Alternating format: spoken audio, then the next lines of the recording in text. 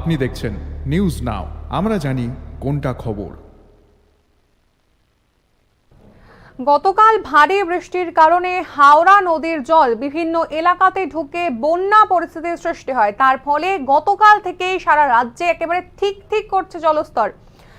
যেমনটা আপনাদেরকে জানাচ্ছি যে গতকাল ভারী বৃষ্টির কারণে হাওড়া নদীর উপকূলবর্তী যে এলাকাগুলি রয়েছে সেই এলাকাগুলিতে একেবারে বন্যা পরিস্থিতির সৃষ্টি হয়। এর ফলে আগরতলা শহরেরও বিভিন্ন এলাকা একেবারে জলমগ্ন।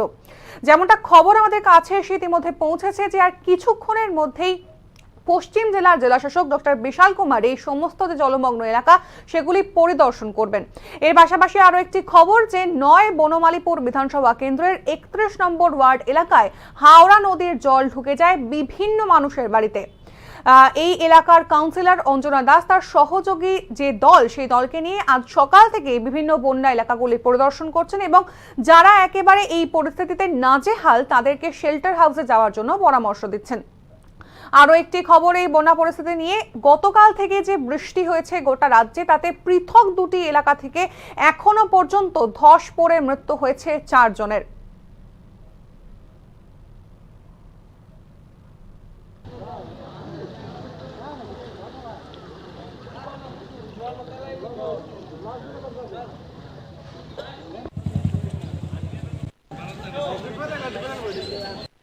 এটা ৯ বনমালীপুরের ৩১ নং ওয়ার্ড।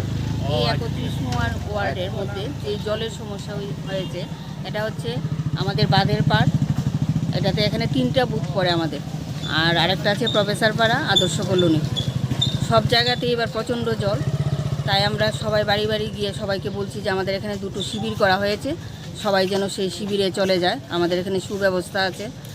আমরা বাড়ি বাড়ি ঘুরে দেখছি যে কোনো বাড়িতে কোনো বয়স্ক লোক বা ছোট ছোট বাচ্চা যাতে কোনো বিপদে না থাকে, তার জন্য আমরা সবাই ওয়ার্ড থেকে এবং আমার সঙ্গে আমার ওয়ার্ডের সমস্ত ছেলেরা বেরিয়েছে। আমরা সবাইকেই সতর্কবাণী জারি করছি যে আপনারা সবাই মিলে শিবিরে চলে যান, এটাই ওদের কাছে আমাদের অনুরোধ।